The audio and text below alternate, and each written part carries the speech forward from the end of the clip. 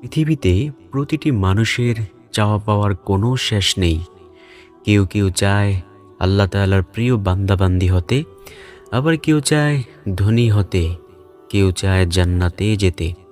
প্রিয় দর্শক, আজ আমি আপনাদেরকে এমন 9টি জিকিরের সাথে পরিচয় করিয়ে দেব, যেই জিকিরগুলো যদি বেশি বেশি পরিমাণে পাঠ করতে পারেন, আপনি যদি ধনী হতে চান ধনী হতে পারবেন, যদি জান্নাত পেতে চান জান্নাতে যেতে পারবেন, আবার যদি আল্লাহ তাআলার প্রিয় বান্দাবান্দি হতে চান সেটাও পারবেন ইনশাল্লাহ। তো আজকের ভিডিওটি সবার জন্য খুবই গুরুত্বপূর্ণ।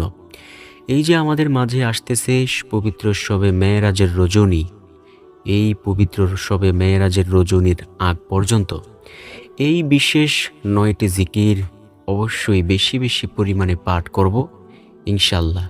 আল্লাহ আমাদেরকে সেই তৌফিক দান করুক। তো চলুন প্রিয় দর্শক, প্রতিটি জিকিরের সাথে আপনাদেরকে পরিচয় করিয়ে দেই। নবীজি সাল্লাল্লাহু আলাইহি ওয়াসাল্লাম বলেন, যেই অন্তর আল্লাহ তাআলার জিকির করে সেই অন্তরটা জীবিত থাকে, আর যেই অন্তর আল্লাহ তাআলার জিকির করে না সেই অন্তর মৃত হয়।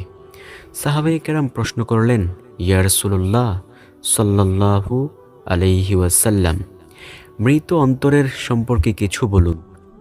নবীজি বলেন, প্রতিটি মানুষের বাম দুধের 2 আঙ্গুল নিচে একটি গোশতের টুকরা আছে।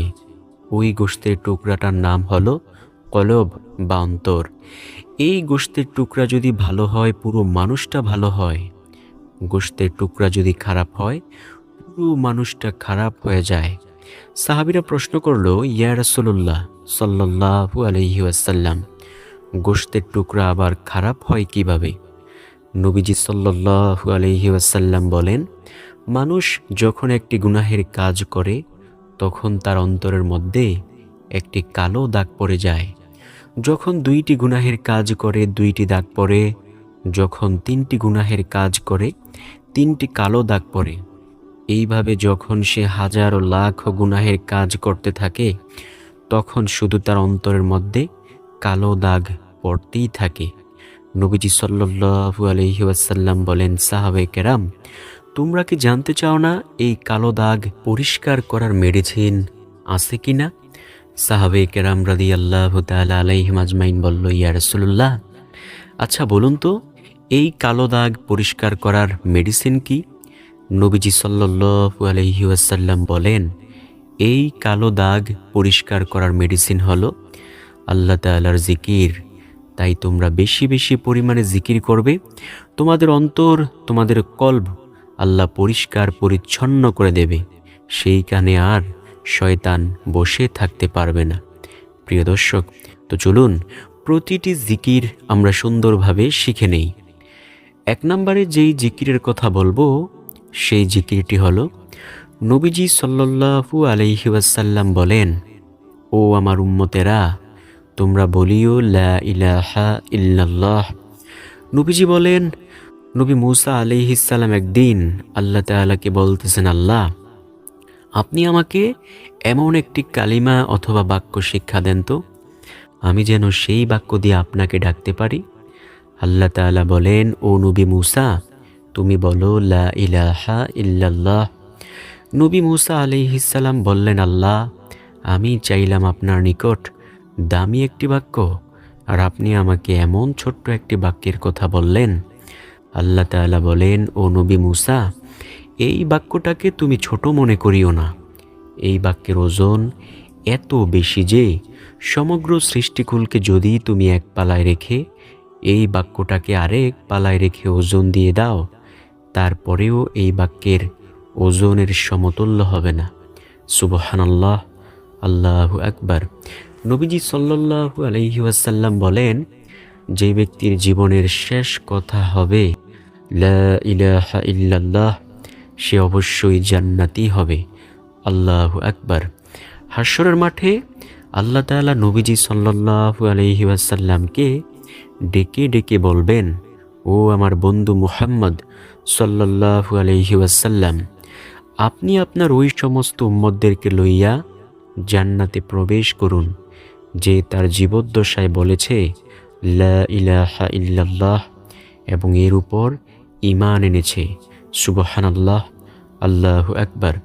তো প্রিয় দর্শক, আমরা বেশি বেশি পরিমাণে এই জিকির অবশ্যই পাঠ করব ইনশাল্লাহ।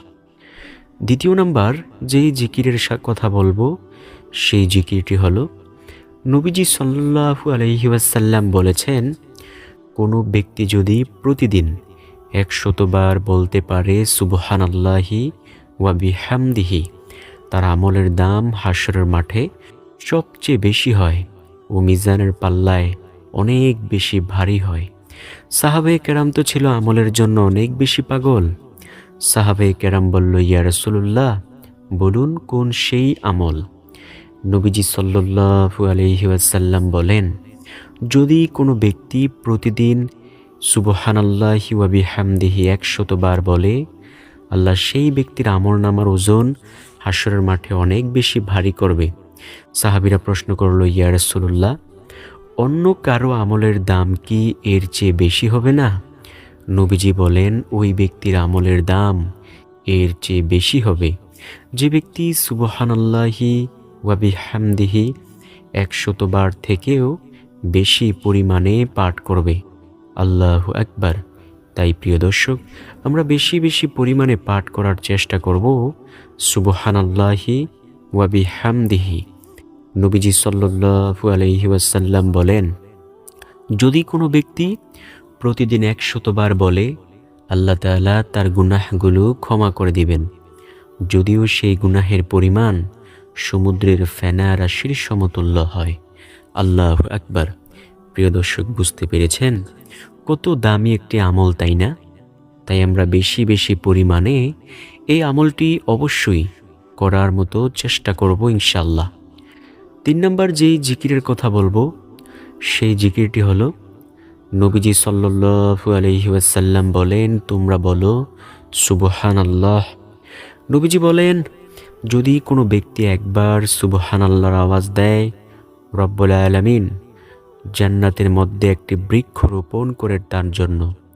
ওই বৃক্ষের ছায়া এত লম্বা হয় যে দ্রুতগামী ঘোড়া যদি 500 বছর পর্যন্ত দৌড়ায়, তারপরেও সেই বৃক্ষের ছায়া অতিক্রম করতে পারবে না। সুবহানাল্লাহ। এছাড়াও নবীজি সাল্লাল্লাহু আলাইহি ওয়াসাল্লাম বলেছেন, যদি কোনো ব্যক্তি সুবহানাল্লাহর আওয়াজ দেয়, আল্লাহ তাআলা 7 আসমান ও 7 জমিনের মধ্যবর্তী যত ফাঁকা জায়গাগুলো আছে সেই জায়গাগুলো আল্লাহ তাআলা নেক দিয়ে পরিপূর্ণ করে দেন। সুবহানাল্লাহ, আল্লাহু আকবার। তাই প্রিয় দর্শক, আমরা যদি এমন সওয়াবের ভাগীদার হতে চাই, অবশ্যই বেশি বেশি পরিমাণে সুবহানাল্লাহ বলবো ইনশাল্লাহ। তারপরে 4 নম্বর যে জিকিরের কথা বলবো সেই জিকিরটি হলো, নবীজি সাল্লাল্লাহু আলাইহি ওয়াসাল্লাম বলেছেন, ও আমার উম্মতেরা, তোমরা যদি জান্নাতের গুপ্তধনের সন্ধান পেতে চাও, তাহলে তোমরা বেশি বেশি পরিমাণে বলিও, লা হাওলা ওয়ালা কুওয়াতা ইল্লা বিল্লাহ। নবীজির সামনে কয়েকজন সাহাবী বসা। নবীজি সাল্লাল্লাহু আলাইহি ওয়াসাল্লাম বললেন, ও আমার সাহাবীরা, আমি কি তোমাদেরকে এমন একটি আমলের সাথে পরিচয় করিয়ে দেব না, যে আমল যদি তোমরা করতে পারো, তোমরা জান্নাতের গুপ্তধনের সন্ধান পেয়ে যাইবা? সাহাবীরা তো ছিল আমলের জন্য বেশি পাগল। সাহাবীরা বলল, ইয়া রাসূলুল্লাহ সাল্লাল্লাহু আলাইহি ওয়াসাল্লাম, বলুন কোন সেই আমল? নবীজি সাল্লাল্লাহু আলাইহি ওয়াসাল্লাম বলেন, যদি কোনো ব্যক্তি লা হাওলা ওয়ালা কুওয়াতা ইল্লা বিল্লাহ বলে, সে অবশ্যই জান্নাতের গুপ্তধনের সন্ধান পেয়ে যাইবে ইনশাল্লাহ। নবীজি সাল্লাল্লাহু আলাইহি ওয়াসাল্লাম বলেন, ও আমার উম্মতেরা, যদি তোমরা জান্নাতের গুপ্তধনের সন্ধান পেতে চাও, বেশি বেশি পরিমাণে লা হাওলা ওয়ালা কুওয়াতা ইল্লা বিল্লাহ পাঠ করো, আল্লাহ অবশ্যই তোমাকে জান্নাতের গুপ্তধনের সন্ধান দিয়ে দেবেন ইনশাল্লাহ। তাই প্রিয় দর্শক, আমরা বেশি বেশি পরিমাণে লা হাওলা ওয়ালা কুওয়াতা ইল্লা বিল্লাহ পাঠ করব ইনশাল্লাহ ইনশাল্লাহ। এছাড়াও যদি আপনি এই বাক্য পাঠ করতে পারেন, আল্লাহ তাআলা আপনাকে অনেক বড় বড় বিপদ আপদের সম্মুখীন থেকে বাঁচিয়ে দিবেন ইনশাল্লাহ। বিপদে না পড়তে চাইলে, জান্নাতের গুপ্তধনের সন্ধান পেতে চাইলে বেশি বেশি পরিমাণে বলুন লা হাওলা ওয়ালা কুওয়াতা ইল্লা বিল্লাহ। পঞ্চম নম্বর জিকির, নবীজি বলেন তোমরা বেশি বেশি পরিমাণে বলিও সুবহানাল্লাহি ওয়ালহামদুলিল্লাহি ওয়ালা ইলাহা ইল্লাল্লাহু ওয়াল্লাহু আকবার। নবীজি সাল্লাল্লাহু আলাইহি ওয়াসাল্লাম বলেছেন, ও আবু হুরায়রা, এই যে দেখো শীতকালীন সময়ে যেমনইভাবে গাছের পাতাগুলো ঝরে পড়ে যায়, ঠিক রব্বুল আলামিন তেমনইভাবে ওই উম্মতের আমলনামা থেকেও গুনাহের ময়লাগুলো ঝেড়ে ফেলে দিবেন যে ব্যক্তি এই বাক্যটা বেশি বেশি পরিমাণে পাঠ করবে। নবীজি ও আবু হুরায়রা রাদিয়াল্লাহু তাআলা আনহু কোনো এক জায়গায় যাচ্ছেন। নবীজি একটি গাছ ধরলেন, ওই গাছের ডালকে জোরে ঝাঁকি দিলেন। ওই গাছ থেকে কিছু পাতা ঝরে পড়ল। নবীজি সাল্লাল্লাহু আলাইহি ওয়াসাল্লাম বলেন, আবু হুরায়রা, এই যে আমি ঝাঁকি দেওয়ার কারণে গাছ থেকে পাতাগুলো ঝরে পড়ে গেল, আবু হুরায়রা শোনো, কোনো ব্যক্তি যদি সুবহানাল্লাহি ওয়ালহামদুলিল্লাহি ওয়ালা ইলাহা ইল্লাল্লাহু ওয়াল্লাহু আকবার এই 4 জিকির একত্রে করতে পারে, যেমনইভাবে আমি ঝাঁকি দেওয়ার কারণে গাছ থেকে পাতাগুলো ঝরে পড়ে গেল, ঠিক তেমনইভাবে রব্বুল আলামিন তার আমলনামা থেকেও গুনাহের ময়লাগুলোকে ঝেড়ে ফেলে দিবেন। সুবহানাল্লাহ। তাই প্রিয় দর্শক, আমরা বেশি বেশি পরিমাণে এই বাক্য অবশ্যই পাঠ করার চেষ্টা করব ইনশাল্লাহ ইনশাল্লাহ। 6 নম্বর জিকিরের কথা বলবো। নবী বলেন তোমরা বেশি বেশি পরিমাণে বলিও আস্তাগফিরুল্লাহ। এটা একটি ইস্তেগফার। নবীজি সাল্লাল্লাহু আলাইহি ওয়াসাল্লাম প্রত্যেক ফরজ নামাজের সালাম ফিরিয়ে 3 বার আস্তাগফিরুল্লাহ পাঠ করতেন। প্রিয় দর্শক, আমরাও যদি প্রত্যেক ফরজ নামাজের সালাম ফিরিয়ে 3 বার আস্তাগফিরুল্লাহ পাঠ করি, নবীকে অবশ্যই অনুসরণ করা হয়ে যাবে ইনশাল্লাহ। নবীজির প্রিয় সাহাবে কেরামগণ বলেন, আমরা নবীজি সাল্লাল্লাহু আলাইহি ওয়াসাল্লামকে দেখতাম প্রত্যেক ফরজ নামাজের সালাম ফিরিয়ে 3 বার আস্তাগফিরুল্লাহ পাঠ করতেন। নবীজি বলেন এটা একটি ইস্তেগফার। শোনো, যদি কোনো ব্যক্তি ইস্তেগফার পাঠ করে আল্লাহর কাছে তাওবার মতো তাওবা করতে পারে, আল্লাহ জীবনের সকল গুনাহগুলো ক্ষমা করে দিবেন ইনশাল্লাহ। যুগে যুগে আল্লাহ তাআলা বহু বড় বড় পাপীকে ক্ষমা করেছেন। তেমনি একজন পাপী ব্যক্তি ছিল, যেই ব্যক্তি অনেক বছর যাবৎ একটা মূর্তিকে সামনে নিয়ে সনাম সনাম সনাম সনাম বলতেছিল। হঠাৎ করে তার জবান দিয়ে একদিন ভুল করে বের হয়ে গেল সমাদ। সাথে সাথে আল্লাহ তাআলার পক্ষ থেকে জবাব আসলো, বান্দা, কেন তুমি আজকে এত বছর পর আমাকে ডেকেছ? ওই ব্যক্তি বলল, আমি এতদিন পর্যন্ত সনাম সনাম সনাম সনাম বলার পরেও কেহ আমার ডাকে সাড়া দিল না, আর আজকে আপনি কে যে আমার ডাকে সাড়া দিলেন? তখন আল্লাহ তাআলার পক্ষ থেকে জবাব আসলো, আমি তোমার রব, আমি তোমাকে সৃষ্টি করেছি। তুমি যে এই মূর্তিকে সামনে নিয়ে সনাম সনাম বলতেছ, সেই মূর্তি তোমাকে বানায় নাই। ও বান্দা, আমি তোমাকে সৃষ্টি করেছি, বলো তোমার কিসের প্রয়োজন? ওই ব্যক্তি বলল, প্রয়োজন তো পরের কথা, সর্বপ্রথম আমি মুসলমান হয়ে গেলাম। সুবহানাল্লাহ, আল্লাহু আকবার। আল্লাহ তাআলা তার জীবনের সকল গুনাহগুলোকে ক্ষমা করে দিলেন। নবী মূসা আলাইহিস সালাম জানতে পাইরা নবী মূসা বললেন, ও আল্লাহ, ওই ব্যক্তি তো আপনাকে ভুল করে ডেকেছে, সে তো আর আপনাকে ইচ্ছা করে ডাকে নাই, আপনি এতেও জবাবটুকু দিয়ে দিলেন। আল্লাহ বলেন, ও নবী মূসা, তুমি কি জানো না আমি আল্লাহর একটা নাম রহমান, একটা নাম রহিম? কেউ যদি ভুল করেও আমি আল্লাহকে ডাক দেয়, আমি আল্লাহ তার ডাকের জবাব দিয়ে দেই। সুবহানাল্লাহ, আল্লাহু আকবার। কোনো কিতাবের মধ্যে এসেছে, যদি কোনো ব্যক্তি আল্লাহ তাআলাকে একবার ডাক দেয়, আল্লাহ সেই ডাকের জবাব দেন কমপক্ষে 70 বার। সুবহানাল্লাহ, আল্লাহু আকবার। তাই আমরা বেশি বেশি পরিমাণে ইস্তেগফার পাঠ করব। ইনশাআল্লাহ ইনশাআল্লাহ। সূরা নূহ এর মধ্যে ইস্তেগফারকারীর কয়েকটি পুরস্কারের কথা এসেছে। আল্লাহ তাআলা বলেন, কেউ যদি আমার নিকট ক্ষমা চায়, আমি তার রিজিক বৃদ্ধি করে দেই, নেককার সুসন্তান দিয়ে সাহায্য করি, তার অন্তরের মধ্যে রহমত দান করি, তার গুনাহ ক্ষমা করে দেই, তার রিজিকে বরকত বাড়িয়ে দেই। সুবহানাল্লাহ, আল্লাহু আকবার।